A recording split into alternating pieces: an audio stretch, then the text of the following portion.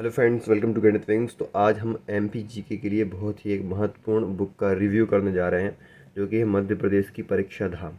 ये 2023 अभी का करंट का अपडेशन है इसका।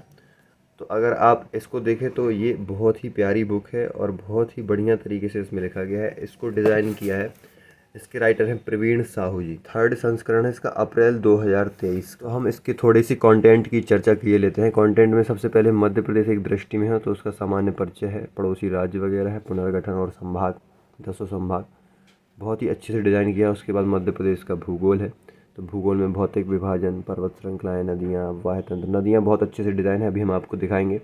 उसके बाद है मध्य प्रदेश के राष्ट्रीय उद्यान, वन्य जीव अभ्यारण्य, मध्य प्रदेश की पंचवर्षीय योजनाएं, बजट 2023, मध्य प्रदेश की राज्य व्यवस्था, कार्यपालिका, न्यायपालिका, विधायिका, पुलिस राज व्यवस्था बहुत अच्छे से इमेज के थ्रू इन्होंने दिखाया है। मध्य प्रदेश की कला एवं संस्कृति, मध्य प्रदेश के मुख्य मेले ग्राफ के सहित। तो यहाँ से एग्ज़ाम में क्वेश्चन बनने की, तो वन डे के लिए सबसे बेस्ट बुक है। अगर आप डिटेल पढ़ना चाहते हैं तो और भी हमने बुक का रिव्यू कर रखा है, लेकिन अगर वन डे में देखेंगे तो सबसे शानदार बुक है।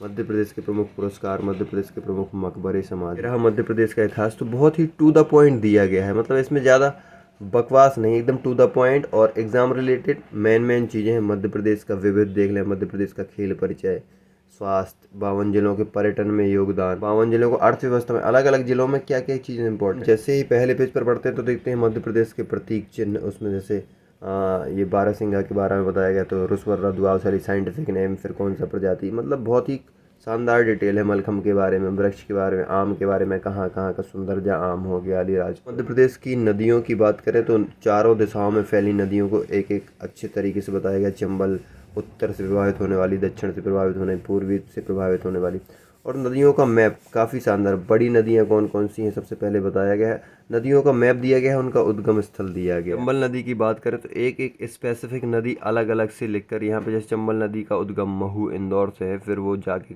किन किन से इनकी सहायक नदियाँ और कहाँ ये जाकर किस नदी में जाके मिलती है, यमुना के इटावा यूपी में।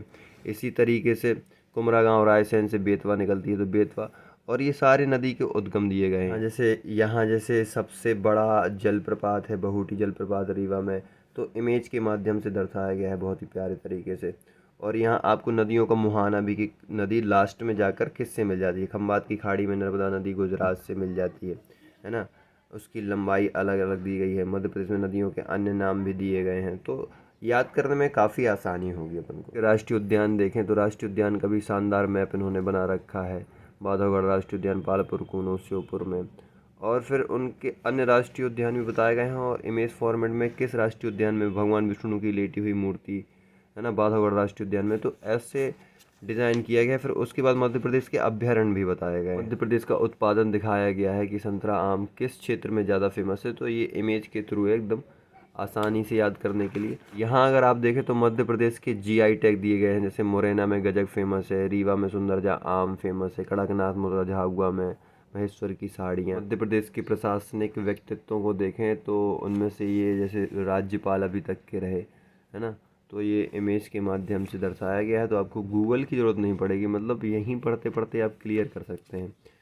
और अगर ये आनंदीबेन पटेल है ना, फिर इसके बाद अगर आप मंत्री देखेंगे तो सारे मंत्रियों के बारे में डिटेल, कहाँ उनका जन्म हुआ है ना, तो इमेज दी गई हैं, इमेज में आसानी हो। जैसे अपन यहाँ पर मंदिरों की बात करें तो मंदिर भी काफ़ी शानदार तरीके से बताया गया है। उज्जैन का मंदिर, फिर हो गया खजुराहो का मंदिर जो विद्याधर ने बनवाया, इसकी ऊंचाई कितनी है, फिर 64 योगिनी मंदिर हो गया, फिर उसके बाद खजराना गणेश मंदिर अहिल्याबाई होलकर ने बनवाया। इंदौर का तेली का मंदिर, जो कि ग्वालियर किले में 2-3 मंदिर खास हैं। फिर वहाँ अपन देखते हैं तो ये अपना शारदा माता का मंदिर हो गया, फिर बीजासन माता का मंदिर हो गया, फिर राम राजा मंदिर हो गया। तो ये काफ़ी शानदार तरीके से 52 गजा की मूर्ति, जैन तीर्थ,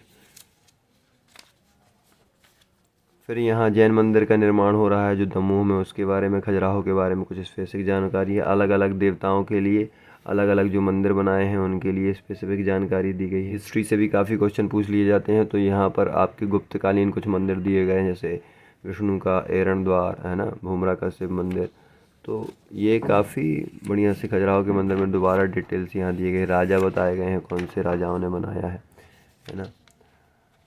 तो काफ़ी एक शानदार बुक है महलों के बारे में। जैसे मांडू बहुत ज़्यादा पर्यटन के लिए फेमस है, धार का प्रमुख पर्यटन स्थल में देख लीजिए तो आपको धार्मिक स्थल दिए गए हैं और ऐतिहासिक स्थल में अपना सांची आता है।